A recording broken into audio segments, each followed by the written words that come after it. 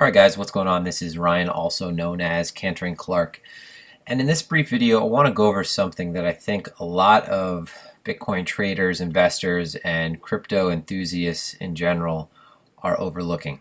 And I think it's a pretty important detail because I think that it normally carries more weight on our lower time frames. It definitely carries weight with regards to traditional markets.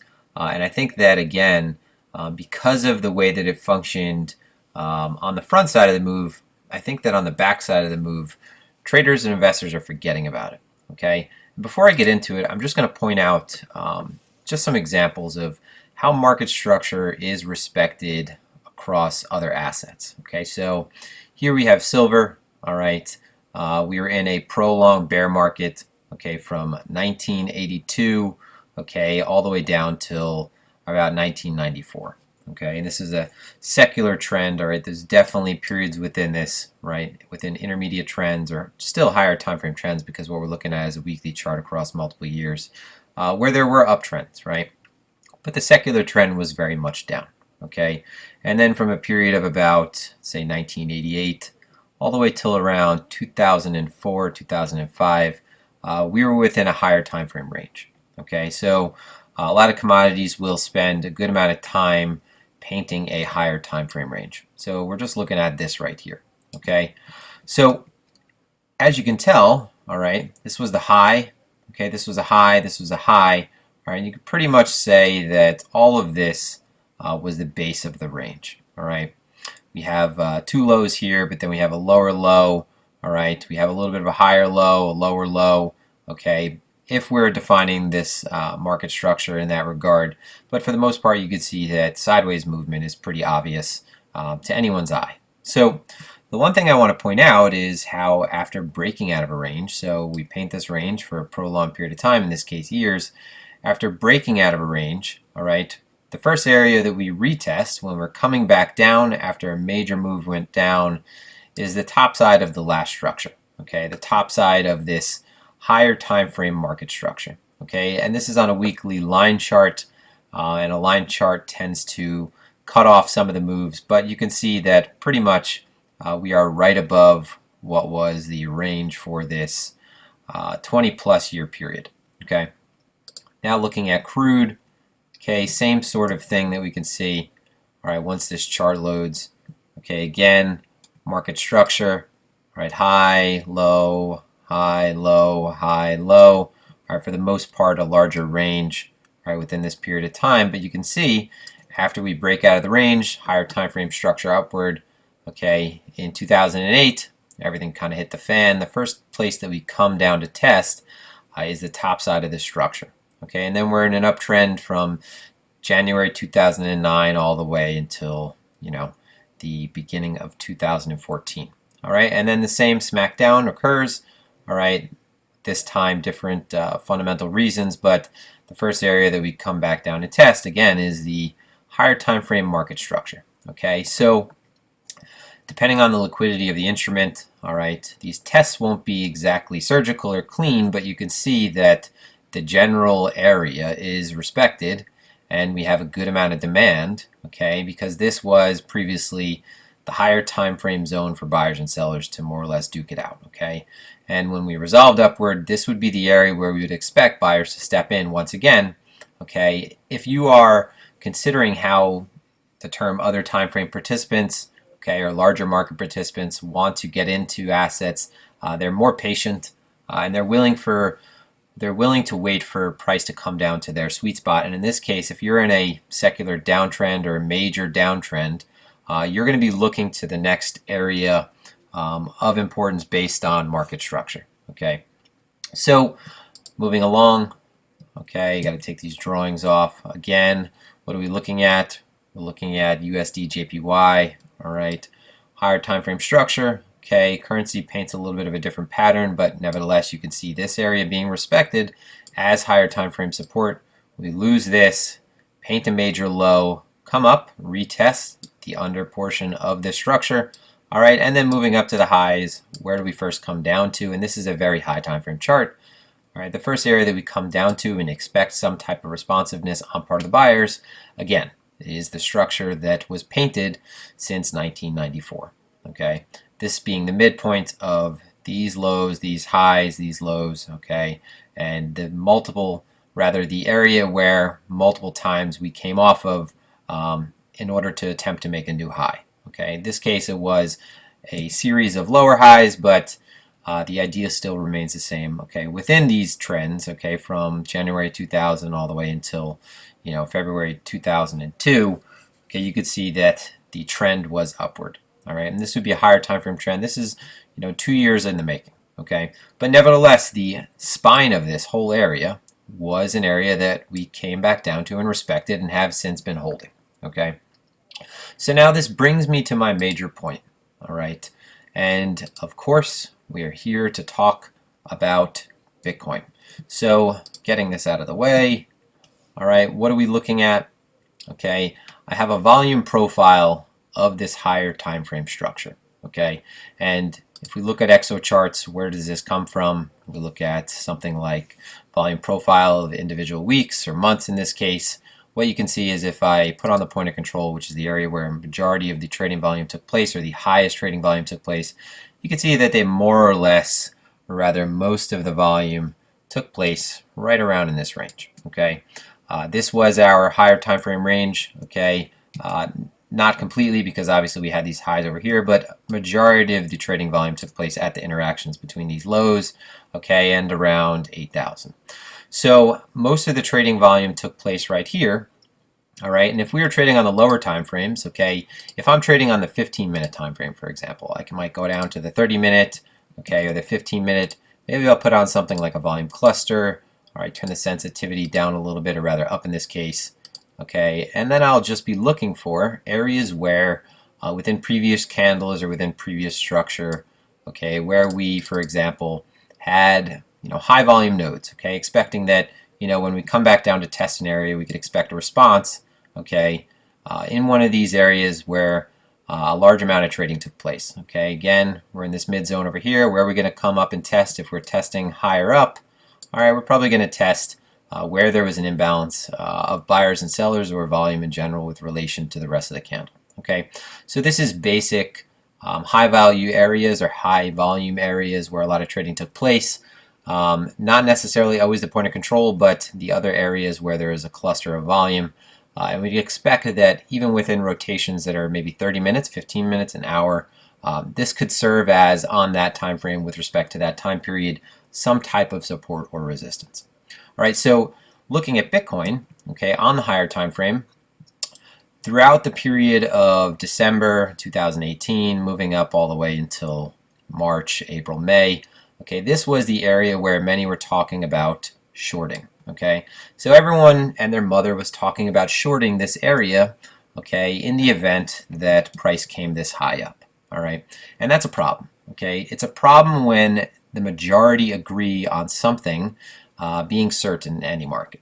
Okay, the market never rewards the majority. Okay, it rewards the minority who do their homework properly. Okay, so everyone talking about shorting this area, what does that essentially set up? Okay, if you're an aggressive enough, large enough, well capitalized enough entity at this point, it's to your benefit to try to be able to provoke price to move through a range aggressively if you expect that everybody is going to be attempting to short this range, because at this point you're going to be forcing those traders to be pushed underwater, all right, to reconsider their position, and through them reconsidering and potentially covering, you'll cause the actual price movement that could really yield tremendously in your favor.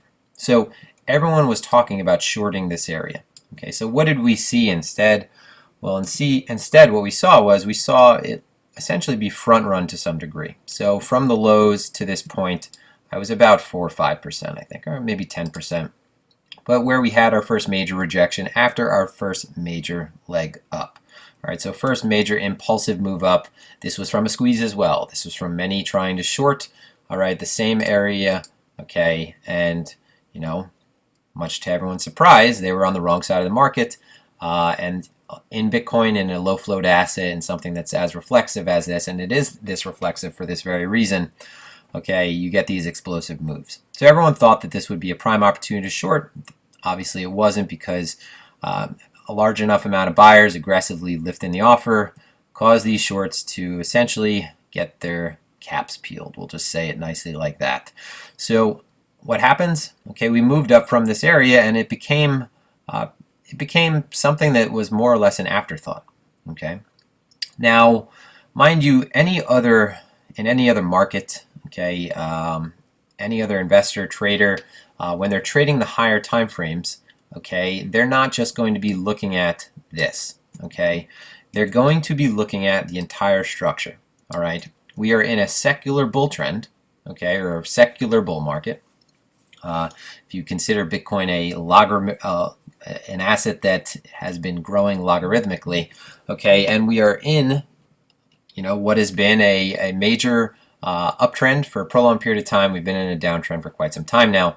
But if you're trading this, it's very easy to get caught up in the minutia, to get caught up down here, okay, and forgetting that there are likely many others on the sidelines that are not waiting for the same area that you are, okay, because they're a little bit more patient. They're trying to get in with different size positions, okay, maybe they have different goals. All right, you have to remember that in a market, the higher the time frame you go up, or rather if you're trading on the higher time frame, you're trading against other participants with other goals than if you're trading on the lower time frame, okay, for scalability reasons. All right, if just one reason alone. So on the way down, it's very likely, okay, that the point of control for this entire structure, meaning the highest volume traded area, would look like the prime buying opportunity if I was someone who was on the sidelines for quite some time and was expecting Bitcoin to correct decently. Okay, not everyone is going to be looking at a lagging indicator like something like a moving average, or is going to be looking at the MACD. Okay, these are dynamic supports and resistances. Okay, the one thing that doesn't change is the previous market structure. Okay, this is static. Okay, this is a line in the sand that is indelible at this point.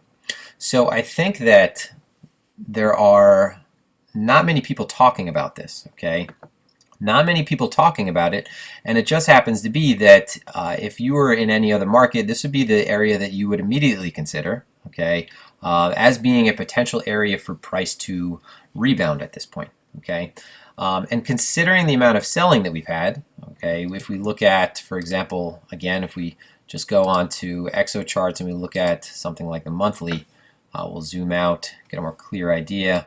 Look at the monthly right now, and you could see that even without me zooming in, all right, you see that we have 1, 2, 3, 4, 5, 6, 7 successive monthly candles with negative delta. So negative delta meaning that there was more aggressive sellers than there were buyers, all right? And we've only had this happen for so long in Bitcoin before eventually we have some type of relief, all right?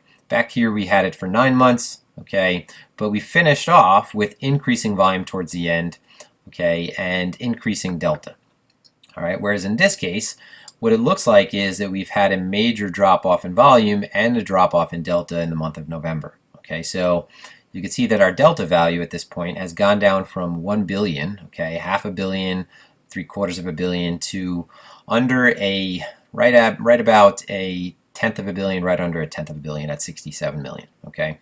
So this is for the month of November, okay? So this is something worth paying attention to, because all of this very choppy, very odd price behavior that many have said begins to look like the previous bottom that we had is occurring right around an area where I would expect some type of bounce to occur, okay? And if it was to occur, it would likely be front run, all right? So any larger player is not going to be waiting for entry, okay, where you're going to be waiting for entry. It wouldn't make sense for them to. It's easy enough for them to get front run to begin with, because any time that any type of momentum occurs in a market and some larger player is sizing in, all right, that stuff is easily recognized even by smaller traders, okay? So smaller traders do have an advantage in that sense, that if a large entity is trying to accumulate a certain asset, that their presence is known, okay? It's known not only with the structural trend, but known with things, like volume, order flow analysis, and so forth. So if we are expecting larger entities to come back into this market, I would say that the prime opportunity would be right around here, and it would more likely be front run, okay? So we would see some type of stepping in before this level is actually hit. Okay, and we're starting to have very, like I said, peculiar price action. All right, whereas with the other portion of the trend, okay, since the top, all right, we've had very clear periods of trending, okay, from range high, from range to range high to range low. Okay, breakouts have been a little bit easier to play. Continuation has been a little bit more easy to assume, or rather continuation, or rather the expectation or probability of a continuation was a little bit higher. This whole period back here is way more choppy. Okay, I would say there's way more anomalous price behavior than previously. Okay, and this is something worth paying attention to because in any accumulation zone, we're going to see this type of extremely choppy and violent behavior in an effort to get the last weak hands, I hate to use that term because it's often too parroted, to give up their positions, okay, so that the larger players can re-enter the market.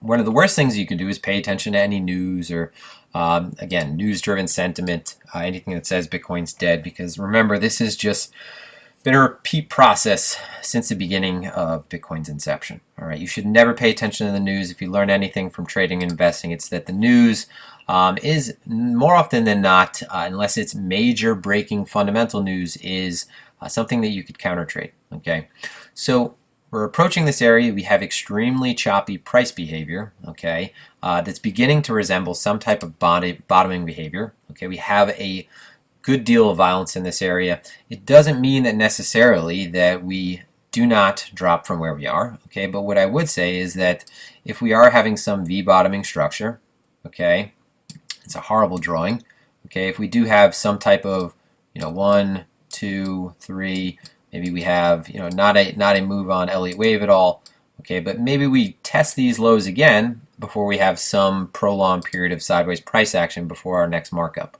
And again, this is not investment advice. This is not saying it's guaranteed, but this is just to point out that when something is not on everyone's radar, okay, there's a high probability that if it's not on your radar, if you're retail and it's not on your radar, okay, that it might be on someone else's. Okay, it might be on one of those larger participants. Okay, remember, larger participants come in at those higher time frame zones. Okay, there are certain areas that bring everyone into the market. Okay, where everyone is going to be involved in the market, and those are going to be based on higher time frame market structure. All right, so this area is an area that I would heavily consider we could expect a major bounce from. All right, even if we spill into this area around 64, 63, I would not expect much continuation beyond that. Okay, like I said, we've already had multiple weeks and months at this point of aggressive selling that has begun to taper off.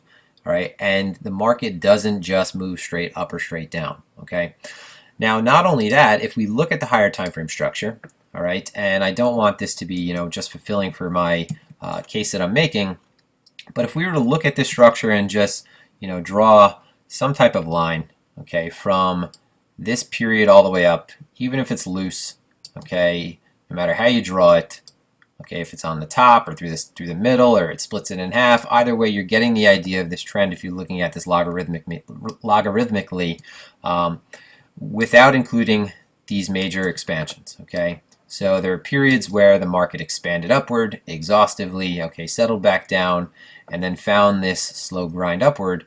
All right, this, if we extrapolate on this line, and I normally hate to see this done, okay, even if we extrapolate on a line that maybe isn't so favorable, okay, where we are still extending this, all right, with maybe the trend beginning to not taper off, but as the price appreciates over time, expect this to maybe not pick up so fast, we're still left in an area that would coincide with this argument that we are potentially finding our footing at least. Okay, so maybe we come down and again begin to have a little bit of sideways price movement before eventually we see a major shift in aggressiveness on part of the buyers, and we start to see maybe the bears start to taper off.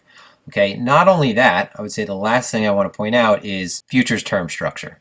So in traditional markets, contango and backwardation will mean something. So normally contango would be for the purpose of cost of carry, storage reasons, rather storage costs, insurance, interest. You can think of a host of reasons why this may be, opportunity cost. If you're a supplier and you're not going to be selling something immediately and you're going to be delivering it at a future date, you have to pay to keep that item. If we're talking about 1,000 barrels of oil, that could be pretty costly. Now, with Bitcoin, this doesn't really matter, obviously. The same can be said with backwardation. There's no reason why Bitcoin or the futures market or term structure should be in a state of backwardation, meaning the futures prices are trading at a discount with relation to the spot prices, or there is a positive basis and the spot price is above the futures price. There's no storage issues, rather there's no supply shortage issues, or there's no supply shock. There's nothing that can happen with regards to that, so there's no reason why there would be an increase in demand towards the front end of the curve and not towards the back end of the curve. Okay, so if anything, when the market is, rather the term structure is flattening out, okay, or the market is approaching a structure that is in backwardation, this is a good sentiment indicator and is potentially an opportunity to quote unquote buy the blood. So a normal term structure, all right, or futures curve will be the spot price, okay, and if this is a market in contango, and let's say the first month, the second month, the third month, and the fourth month, okay, and here's the futures price, the spot price will be trading at a discount and the curve would be upward sloping. Okay, eventually the spot price and the futures price converge. So if you're looking at the futures price now, it would be downward sloping towards the spot price, okay, because it would be converging from above. All right, and the opposite can be said if we were looking at a market in backwardation. So normally, right, I said markets are in contango, okay, but if we see Bitcoin in backwardation, it means that the spot price is trading above the forward or futures contracts. All right, so the front end of the structure, okay, term structure being this curve that includes all expirations, all right, is trading higher than the back end or the most distant end with the furthest out expirations. So if anything, what this means is that traders or investors are looking at the expirations and saying that the future values are worth selling and not buying. Okay, so even though sometimes they're more thinly traded, all right, what we'll see is that the market is beginning to flatten out. Okay, so normally, like I said, the market will be in a period of contango, and what that means is the market will be upward sloping. But now what we'll see is, whereas the market normally would look like this, it's beginning to look like this. It's beginning to flatten out. That term structure, those expirations are beginning to drop off towards the end of the curve. So we see this unbacked. All right, we see that the February contracts are dropping faster than the January contracts, or more than the January contracts and the December contracts. Okay, so the back end of the curve, or the most distant end, dropped by 2.6%, and then January dropped by 2.5%, and then December dropped by 2.2%. You could also see that on the CME. So the furthest out expiration dropped by 195. Okay, the February contracts dropped by 190. That is the most thinly traded month, and then we get to January where we dropped by 205, and then December 185. So it's beginning to flatten out. If anything, historically, even though it's a sample size of 1, this has been a good buying opportunity because, again, this is a good barometer for sentiment because traders and investors are saying that the future value is not worth buying, it's worth selling. All right, so again, this can be something that is used just to take directional trades or to hedge, depending on who is using the contracts or who is actually trading. But it is something worth paying attention to. So the contracts are beginning to flatten out, or those distant months are beginning to drop off, and we're going from a market that is trading in contango primarily to a market that is approaching a period, or rather a term structure that is in backwardation. All right, so hopefully that was informative. As always, guys, if you have any questions, feel free to ask. This is Ryan with BlockRoots. Exercise proper risk management and trade effectively.